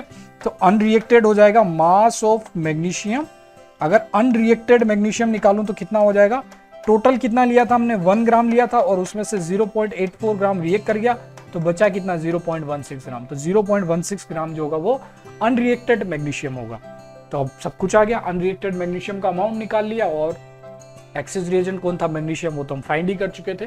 तो करेक्ट आंसर हो जाएगा ऑप्शन नंबर 1, ठीक है। तो जबरदस्त, आप सब लोग सॉल्व कर रहे हैं, कुछ स्टूडेंट्स ने आंसर भी कर दिया है 1 1 1 1, तो बहुत बढ़िया बात है, मजा आ गया एकदम। तो आप लोग तैयारी कर रहे हैं पूरी, किसके लिए, नीट के लिए। तो 650 से ज्यादा नंबर लाने हैं, फोड़ना ही है। मोल कंसेप्ट हम लोग पढ़ रहे हैं, स्टोइकियोमेट्री एंड लिमिटिंग रिएजेंट हमारा कंप्लीट हो गया है, ठीक है। अब बात करेंगे परसेंटेज प्योरिटी की, किसी भी सब्सटेंस में कितना उसका प्योर है कितना इम्प्योर है वो फाइंड करना है। तो कैसे फाइंड करेंगे, देखो कोई भी रिएक्शन हो रही है उसमें हम सब्सटेंस लेंगे। सपोज हमने 100 ग्राम सब्सटेंस लिया, उससे जो प्रोडक्ट बना, फिर प्रोडक्ट से हम क्या करेंगे, प्रोडक्ट से एक्चुअल में चेक करेंगे कि रिएक्टेंट के मोल्स कितने थे, और फिर परसेंटेज प्योरिटी निकालेंगे। तो एक्चुअल अमाउंट ऑफ कंपाउंड निकालेंगे हम, वो कैसे निकालेंगे, कैलकुलेशन से। उसको डिवाइड कर देंगे टोटल मास ऑफ सैंपल से, इंटू 100 कर देंगे, तो क्या मिल जाएगी, परसेंटेज प्योरिटी मिल जाएगी, ठीक है। तो इस तरीके से हम कर सकते हैं। जैसे कि एक सिंपल एग्जांपल लेके बताता हूं, कैल्शियम कार्बोनेट हमने ले लिया 120 ग्राम, ठीक है, और उसको हीट करते हैं तो कैल्शियम ऑक्साइड बनता है प्लस CO2 गैस बनती है। तो सपोज जो कैल्शियम ऑक्साइड बन रहा है वो कितना बन रहा है, 1 मोल। तो आप देख सकते हैं यहां पर आपको क्या करना होगा, इससे इसको मोल की कैलकुलेशन में इन्वॉल्व नहीं करना है, क्योंकि 120 ग्राम है, ये इम्प्योर है, इसमें प्योरिटी भी है और अदर इम्प्योरिटीज भी है। तो moles of calcium carbonate divide by 1 करेंगे, और moles of calcium oxide produce divide by 1 करेंगे। तो moles of calcium oxide produce कितने हैं, 1, तो मोल्स ऑफ कैल्शियम कार्बोनेट कितने हो जाएंगे, 1 हो जाएंगे। तो एक्चुअल में इसके अंदर कैल्शियम कार्बोनेट के कितने मोल्स होंगे, 1 मोल होगा, ठीक है। और मास निकालेंगे तो कितना हो जाएगा, मास ऑफ कैल्शियम कार्बोनेट कितना हो जाएगा, मोल्स इंटू मोलर मास। इसका मोलर मास 100 होता है तो 100 से मल्टीप्लाई करेंगे तो एक्चुअल में ये 100 ग्राम कैल्शियम कार्बोनेट इसके अंदर था और सैंपल कितना है 120 ग्राम का। तो मतलब इंप्योरिटी कितनी थी इसके अंदर, 20 ग्राम इंप्योरिटी थी। तो परसेंटेज प्योरिटी निकालेंगे तो क्या करेंगे हम एक्चुअल मास ऑफ कंपाउंड मतलब 100 ग्राम ऊपर लिखेंगे, टोटल मास में 120 लिखेंगे और इंटू 100 कर देंगे तो परसेंटेज प्योरिटी हमारे पास आ जाएगा, ठीक है। अब बात करेंगे क्वेश्चन की जो कि हमारे पास है, 20 gram of magnesium carbonate sample decompose on heating to give magnesium carbon oxide and carbon dioxide and 8 gram of magnesium oxide. तो मैग्नीशियम कार्बोनेट को हीट करते हैं बच्चों तो मैग्नीशियम ऑक्साइड मिलता है और CO2 मिलता है, ऐसा इसमें बोला गया है। रिएक्शन हम ऑलरेडी पढ़ भी चुके हैं, कैल्शियम के लिए पढ़ी थी, सिमिलर मैग्नीशियम के लिए होगी। What will be the percentage purity, तो आप देख सकते हैं इसका 20 ग्राम ऑफ मैग्नीशियम कार्बोनेट हमने रिएक्ट करवाया। अब यहाँ पे लिखा हुआ है कि परसेंटेज प्योरिटी कितनी है, मतलब इंप्योरिटी भी इसमें रही ही होगी तभी प्योरिटी की बात कर रहे हैं, क्योंकि जहां इंप्योरिटी होती है तभी तो प्योरिटी कैलकुलेट करेंगे, अदरवाइज तो प्योरिटी 100% हो जाएगी, ठीक है। अब यहाँ देखेंगे कि मैग्नीशियम ऑक्साइड जो है कितना बन रहा है, 8 ग्राम प्रोड्यूस हुआ है। तो हम क्या करेंगे, moles of magnesium carbonate reacted divided by 1 will be equal to moles of magnesium oxide reacted divided by 1 करेंगे। तो moles of magnesium oxide कितना रिएक्ट किया है, 8 ग्राम रिएक्ट किया है। तो moles of magnesium carbonate कितना प्रोड्यूस होगा, ये हो जाएगा 8 divide by molar mass. Magnesium oxide का मोलर मास कितना होता है, मैग्नीशियम होता है 24, ऑक्सीजन होता है 16, तो ये हो जाएगा 40, तो दैट इज इक्वल टू 1/5। तो मैग्नीशियम कार्बोनेट का 1/5 मोल्स रिएक्ट किया है, मतलब जो सैंपल हमने लिया था उसमें मैग्नीशियम कार्बोनेट कितना था, 1/5 मोल्स। और वेट उसका निकालें तो वेट ऑफ मैग्नीशियम कार्बोनेट जो रिएक्ट हुआ है कितना हुआ एक्चुअल में, 1/5 इंटू मोलर मास करेंगे। मोलर मास कितना होगा, 24 होता है मैग्नीशियम, कार्बन होता है 12, ठीक है। तो इसको ऐड कर लेंगे, मैग्नीशियम 24, कार्बन 12 और ऑक्सीजन 3, ऑक्सीजन 48 हो जाएगा, 60 ये हो गया और 24 ये तो 84, तो ये हो जाएंगे इसके, ये 1/5 है, मोल्स जो है 1/5 है, 15 नहीं है, तो ये इसके हो गए मोल्स और ये हो गया वेट। वेट कितना आ जाएगा, 5 से डिवाइड करेंगे तो 5 एकम 5, 5 छक्का 30, 5 8 40। वाह, क्या सर हिंदी में बोलते हैं, बिल्कुल। तो 16.8 ग्राम इसका मास होगा जो कि रिएक्ट करेगा। परसेंटेज प्योरिटी निकालनी है बच्चों, तो परसेंटेज प्योरिटी क्या होती है कि एक्चुअल में कितना रिएक्ट किया है, एक्चुअल में 16.8 ग्राम रिएक्ट किया है मैग्नीशियम कार्बोनेट का, और लिया कितना था हमने, क्वेश्चन में दिया गया है 20 ग्राम सैंपल लिया था, तो 20 ग्राम लिया, इसको 100 से मल्टीप्लाई कर दिया, कैंसिल करेंगे 20 से 5 बार कैंसिल हो जाएगा 100, 5 से मल्टीप्लाई करेंगे, 8 और 5 40 का 0, 4 बचा, 6 5 का 30 और 4 34 और 5 और 3 8, तो 84.0% इसकी प्योरिटी होगी। तो 84% प्योर सैंपल था, करेक्ट आंसर हो जाएगा ऑप्शन नंबर 2। नीट के अंदर पूछा गया है, नीट यानी कि AIPMT, सेम बात है, AIPMT या नीट बोलो, 2015 के अंदर। बहुत बेसिक सवाल हमने सॉल्व किया, मजा आया। अगर मजा आया हो तो सब्सक्राइब जरूर करें। क्या सर बार बार याद दिलाते हो सब्सक्राइब करने की? सब्सक्राइब करने की याद इसलिए दिलाते हैं, फिर बच्चे बाद में मैसेज करते हैं सर लेक्चर कब हो गया हमें पता नहीं चला। तो सब्सक्राइब करके घंटा बजा दोगे, नोटिफिकेशन आपके पास आ जाएगा, कोई भी लेक्चर मिस नहीं होगा। और पूरी तैयारी हम जीत की कर रहे हैं, तो आपको 100% लेक्चर्स अटेंड करने हैं, कोई भी मिस नहीं करना है। बात करेंगे बच्चों नेक्स्ट टॉपिक की, that is called concentration terms. Next topic is concentration terms.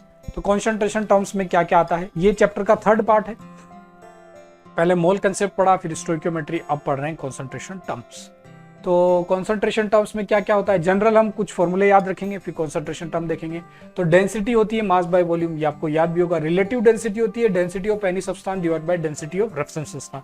किसी भी सब्सटेंस के रेफरेंस में हम निकालते हैं तो उसका डिवाइड कर देते हैं, रिलेटिव डेंसिटी मिल जाती है। स्पेसिफिक ग्रेविटी क्या होती है, density of substance divide by density of water at 4 degree centigrade, that is equal to 1 gram per ml। Already हम यूज भी कर चुके हैं इसको, ये 1 ग्राम पर ml के इक्वल होती है। और वेपर डेंसिटी का मतलब क्या होता है, density of substance at some temperature and pressure and divide by density of hydrogen at some temperature and pressure. तो वेपर डेंसिटी के लिए क्या करते हैं, हाइड्रोजन की डेंसिटी से डिवाइड करते हैं। स्पेसिफिक ग्रेविटी के लिए वाटर की डेंसिटी से डिवाइड करेंगे, ठीक है। तो ये हमें याद रखना है। इसके बाद कॉन्सेंट्रेशन टर्म्स स्टार्ट करते हैं। सबसे पहले आती है मास परसेंटेज। तो मास परसेंटेज क्या होगा, weight of solute divide by weight of solution into 100 कर देंगे, ठीक है, तो इससे मास परसेंटेज मिल जाएगा। सोल्यूट क्या होता है, सॉल्वेंट क्या होता है, ये भी बता देता हूँ। सोल्यूट मतलब सॉल्यूशन के अंदर जिसका अमाउंट कम होता है उसको सोल्यूट बोलते हैं, जिसका अमाउंट ज्यादा होता है वो सॉल्वेंट होता है, और दोनों को मिक्स कर दें तो सॉल्यूशन बन जाता है। Weight of solute divide by weight of solution into 100 कर देंगे तो क्या मिल जाएगा, मास परसेंटेज हमें मिल जाएगा। इसी तरीके से हम वॉल्यूम परसेंटेज भी निकाल सकते हैं, मास बाय वॉल्यूम भी निकाल सकते हैं। तो मास बाय वॉल्यूम क्या होगा, ऊपर रखेंगे सोल्यूट का मास, नीचे रखेंगे सॉल्यूशन का मास, और इसके लिए हम ग्राम पर ml यूनिट ही जनरली यूज करते हैं। तो सोल्यूट का जो मास रखना है वो ग्राम में रखना है, और सॉल्यूशन का जो वॉल्यूम रखना है वो ml में रखना है। 100 से मल्टीप्लाई करेंगे तो परसेंटेज मास बाय वॉल्यूम हमें मिल जाएगा, ठीक है। इसी तरीके से वॉल्यूम परसेंटेज निकालना है तो volume of solute divide by volume of solution into 100 कर देंगे। ध्यान रहे यहाँ वॉल्यूम की यूनिट सेम यूज करनी है, मतलब ऊपर भी ml तो नीचे भी ml। तो ये 3 फॉर्मूले हमने परसेंटेज के पढ़े। इसके बाद बात करेंगे नेक्स्ट कॉन्सेंट्रेशन टर्म की, दैट इज कॉल्ड मोलारिटी। तो मोलारिटी क्या होता है, मोलारिटी होता है कि किसी भी सॉल्यूट के कितने मोल्स डिवाइड करें, कितने मोल्स डिसॉल्व करें हम 1 लीटर सॉल्यूशन में, वो हो जाएगा मोलारिटी। तो moles of solute divide by volume of solution in litre, ये क्या होता है, मोलारिटी के इक्वल होता है। इसको कैपिटल M से रिप्रेजेंट किया जाता है, और जनरल जो यूनिट्स होती है इसकी वो होती है मोल्स डिवाइड बाय लीटर के इक्वल, क्योंकि ऊपर मोल्स लिखेंगे तो मोल्स की यूनिट मोल्स होती है, और नीचे सॉल्यूशन का वॉल्यूम लीटर में लिखेंगे तो यूनिट हो जाएगी मोल्स पर लीटर, ठीक है।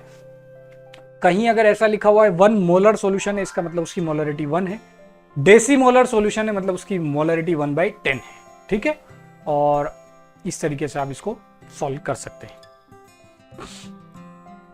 मोलालिटी, इसके बाद नेक्स्ट कॉन्सेंट्रेशन टर्म आता है मोलालिटी। मोलालिटी क्या होती है, मोलालिटी में सिंपल सा डिफरेंस है, इसको स्मॉल m से रिप्रेजेंट करेंगे, और यहां हम ऊपर लिखते हैं मोल्स ऑफ सॉल्यूट, नीचे लिखते हैं mass of solvent in KG. ध्यान रहे mass of solvent in KG रखना है। यहां पर जो हम लिखते थे वो volume of solution in litre लिखते थे, यहां लिखेंगे mass of solvent in KG.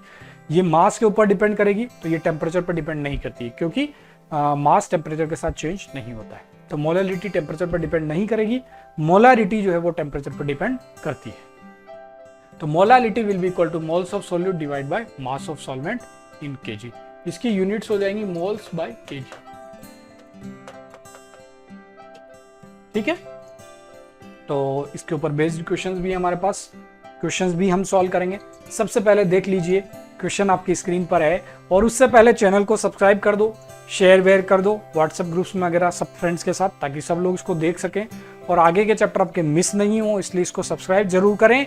और ध्यान रहे, नंबर लाने हैं 650 से ज्यादा नीट के एग्जाम में, उसी की तैयारी हम कर रहे हैं।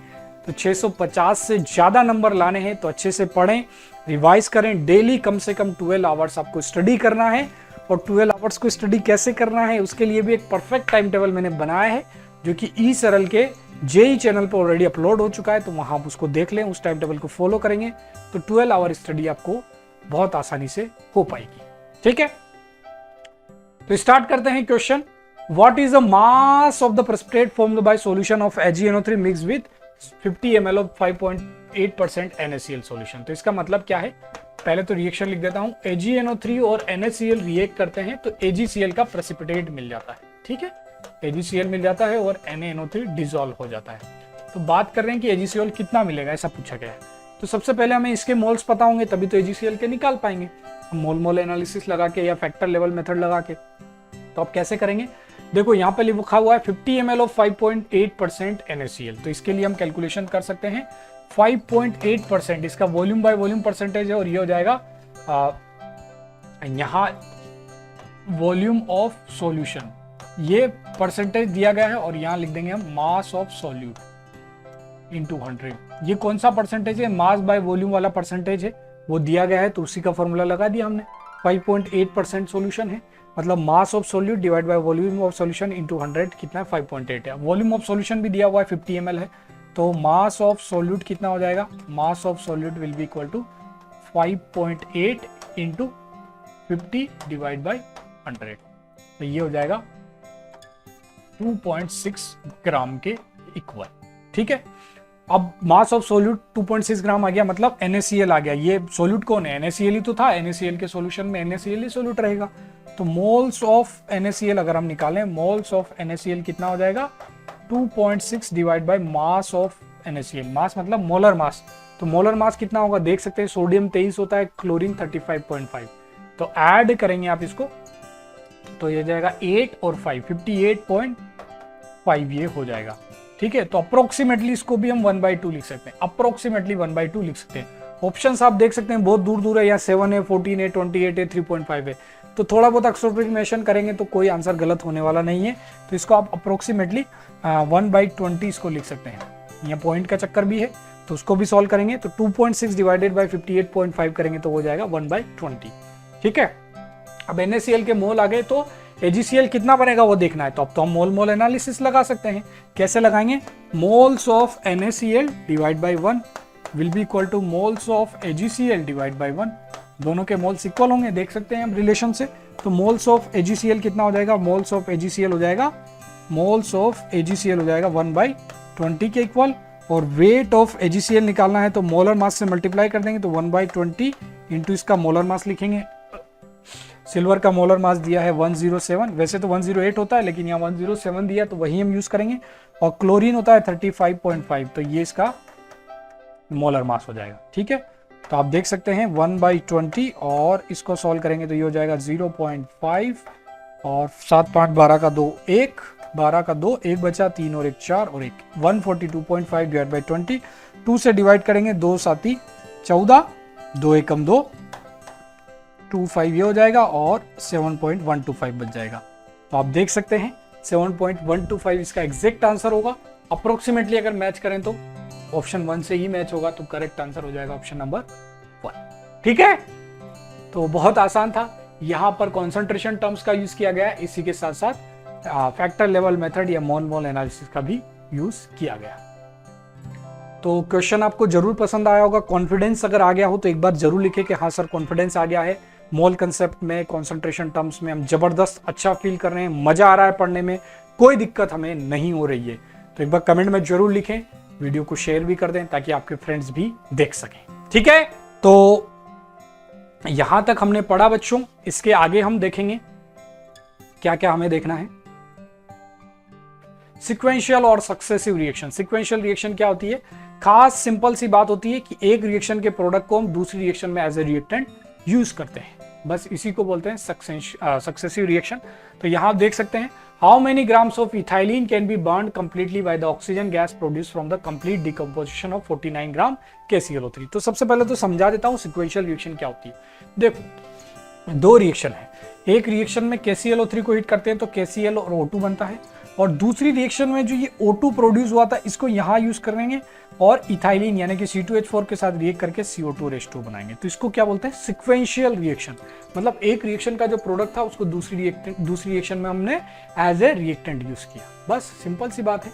तो अब क्या करेंगे, इसमें 2 बार कैलकुलेशन करनी पड़ती है। ठीक है, एक बार इसके लिए करेंगे, यहाँ से O2 के मोल्स निकालेंगे, फिर इसके लिए करेंगे, और जो O2 के मोल्स यहाँ प्रोड्यूस हुए थे उसी को हम यहाँ यूज करके आगे सॉल्व कर सकते हैं। तो बहुत आसान सी चीजें हैं, कोई डिफिकल्ट नहीं है। तो आप देख सकते हैं इसको अगर हम सॉल्व करें तो how many grams of ethylene can be burn. Ethylene कितना बर्न कर सकते हैं, कितना वेट इसका बर्न किया जा सकता है, कितना वेट इसका रिएक्ट किया जा सकता है by the oxygen gas produce from the complete decomposition of 49 gram KClO3। तो ये 49 ग्राम हमने लिया, इससे हमने O2 बनाई, कितनी O2 बनेगी वो हमें निकालना पड़ेगा, और उस O2 के का मोल हमें यहाँ रख के C2H4 के मोल्स निकालने होंगे और फिर उससे वेट निकालना होगा। ये कैलकुलेशंस हमें करनी होती है। तो बहुत आसान है, कुछ डिफिकल्ट नहीं है। तो इसको हम कर लेते हैं, यहाँ पर बहुत सिंपल है। तो अगर देखा जाए कैसे करेंगे, तो मोल्स ऑफ, पहली वाली रिएक्शन के लिए लगाएंगे तो moles of KClO3 divide by 2 will be equal two moles of O2 divide by 3। ये KCl को लिखने की जरूरत नहीं है क्योंकि इसके बारे में कोई इंफॉर्मेशन रिक्वायर्ड नहीं है। तो मोल्स ऑफ O2 कितना प्रोड्यूस हो जाएगा, 3 इंटू मोल्स ऑफ KClO3। अब मोल्स ऑफ KClO3 कैसे निकालेंगे, देखो इसका वेट दिया गया है 49 ग्राम, मोलर मास इसका दिया गया है 122.5, ये क्वेश्चन में मेंशन्ड है। तो 49 डिवाइड बाई 122.5 ये इसका मोलर मास से डिवाइड कर दिया, तो इसके मोल्स आ गए, और O2 के मोल्स निकालने हैं, 2 से यहाँ डिवाइड भी करना है, तो O2 के मोल्स आ गए। अब देखो जो O2 के मोल्स यहाँ प्रोड्यूस हुए थे उसी को हम यहाँ यूज कर रहे हैं, तो वो इसी दूसरी वाली रिएक्शन के लिए अगर हम एनालिसिस लगाएं तो इसको ऐसे लिखेंगे, moles of O2 divide by 3 will be equal two moles of C2H4। ठीक है, तो मोल्स ऑफ C2H4 कितना प्रोड्यूस होगा हम निकाल सकते हैं। मोल्स ऑफ O2 लिखेंगे 3/2 इंटू 49 डिवाइड बाई 122.5 और 3 से डिवाइड भी करना है तो 3 से 3 कैंसिल हो जाएगा। तो ये मोल्स ऑफ C2H4 आ गए। कितने C2H4 के मोल को हम रिएक्ट करवा सकते हैं या बर्न कर सकते हैं वो आ गया। अब वेट निकालना है तो वेट ऑफ C2H4 क्या हो जाएगा 1/2 और यहाँ हो जाएगा 122.5, ऊपर हो जाएगा 49 और इसका मोलर मास से मल्टीप्लाई कर देंगे। मोल्स को मोलर मास से मल्टीप्लाई कर दे तो वेट आ जाएगा। तो मोलर मास कितना होगा, कार्बन होता है 12, 2 कार्बन है तो 24 और 4 हाइड्रोजन तो 4 ही हो जाएगा, तो 28 ये हो गया। इसको हम आसानी से सॉल्व कर सकते हैं। इसको सॉल्व करेंगे तो ये 14 हो जाएगा और इसके बाद 49 से आप देख सकते हैं अप्रोक्सीमेटली 2.5 टाइम्स कैंसिल होगा, तो 14/2.5 इसका हो जाएगा। ठीक है, अप्रोक्स कैलकुलेशंस हैं ये, तो इस तरीके से आप कर सकते हैं, कोई दिक्कत नहीं होगी। तो इनको बोलते हैं सिक्वेंशियल रिएक्शन। जनरली नीट के एग्जाम में इससे ज्यादा क्वेश्चन नहीं आते, कभी कभी 2-5 साल में एक आध आ गया तो आ गया, तो ज्यादा इंपॉर्टेंट नहीं है, लेकिन फिर भी आसान है इसलिए हम इसको जरूर पढ़ेंगे, आगे के चैप्टर्स में यूज जरूर होगा। ठीक है, तो ये था बच्चों आज का कंप्लीट मोल कंसेप्ट। बहुत मजा आया होगा पढ़ने में। कुछ और भी चीजें हैं जो भी बताऊंगा इंटरेस्टिंग। नीट की प्रिपरेशन को आपको नेक्स्ट लेवल पे जाना है तो ये सारे कोर्सेज आपको लेने होंगे, ऑलरेडी बता चुका हूँ। आपको पर्सनल मेंटरशिप मिलेगी और डाउट सॉल्विंग मिलेगी, फैकल्टीज के साथ आप बात कर सकते हैं, पर्सनलाइज टाइम टेबल आपको मिलेगा और लेक्चर्स मिलेंगे, रिकॉर्डेड वीडियोस, प्रैक्टिस क्वेश्चंस के लिए शीट प्रीवियस ईयर मिलेंगे, टेस्ट मिलेंगे, डाउट सॉल्विंग, मेंटरशिप, सब कुछ आपको मिलेगा अगर आप कोर्स बाई करते हैं नीट के लिए। और ऐसा ऑसम विजुअलाइजेशन आपको मिलता है, ये भी आपको याद होगा जबरदस्त तरीके से। यहाँ पर अंशुमन सर, सारांश सर, प्रतीक सर के वीडियोस आपको मिलेंगे फिजिक्स, केमिस्ट्री एंड बायोलॉजी में, और हमारी डाउट सॉल्विंग कैसे होती है ये भी आपको याद होगा। 4 लेयर डाउट सॉल्विंग होती है। टाइम टाइम पे आपको मोटिवेशन एंड स्ट्रेटजी सेशन हमारे एक्सपर्ट और एनकेजी सर भी लेते हैं और बाकी की फैकल्टीज भी आपके सेशंस लेंगी, स्ट्रेटजी वीडियोस आपको मिलेंगे, डाउट सॉल्विंग होगी, लाइव क्लासेस होंगी। ये फैकल्टी के इंट्रोडक्शन आप ऑलरेडी जानते हैं, जिनका नाम मैं बहुत बार ले चुका हूँ। सारांश सर हैं हमारे, आईआईटी बॉम्बे से ग्रेजुएशन किया है, खुद की रैंक 41 थी जेईई में, तो आपको ऐसे लीजेंड्स से पढ़ने को मिलेगा यहाँ पर। सत्यम सर आईआईटी खड़गपुर से ग्रेजुएट, उसके बाद अंशुमन सर, आप खुद डॉक्टर बनना चाहते हैं तो आप देख सकते हैं, खुद डॉक्टर्स आपको पढ़ाने के लिए यहाँ अवेलेबल हैं। एमबीबीएस एंड एमडी सर ने किया है और इसी के साथ साथ सर बायोलॉजी गुरु भी हैं, जबरदस्त बायोलॉजी पढ़ाते हैं। सर को 10 साल से ज्यादा का एक्सपीरियंस है टीचिंग का, तो आपको इनसे पढ़ने को भी मिलेगा। अभिषेक सर जो भी बायोलॉजी पढ़ाते हैं, एमटेक इन बायोटेक्नोलॉजी और 6 ईयर से ज्यादा का एक्सपीरियंस। प्रतीक सर केमिस्ट्री पढ़ाते हैं, यूथ मोटिवेटर हैं और सर के वीडियोस भी आपको ऐप पर मिलेंगे अगर आप कोर्स बाय करेंगे। और इसी के साथ साथ लाइव सेशंस में भी सर आपके कुछ सेशंस ले सकते हैं। ये मैं हूं, इसके बारे में आप ऑलरेडी जानते हैं। वाटिका मैम केमिस्ट्री के लिए 6 ईयर से ज्यादा का एक्सपीरियंस और जबरदस्त faculty, x resonance and career point. बाकी की फैकल्टीज हमारी बायोलॉजी की एक्सपर्ट आप देख ही सकते हैं। एनके गुप्ता सर जो कि हमारे फाउंडर एंड लीजेंड है, तो इन सब का मोटिवेशन और स्ट्रेटजी आपको टाइम टाइम पे मिलता रहेगा। तो बस बच्चों मोल कंसेप्ट में इतना था। ऑल द बेस्ट, मचा दो, फोड़ दो, जबरदस्त रिवाइज करो और नेक्स्ट सेशन में फिर से मिलते हैं। तब तक के लिए thank you very much, bye bye.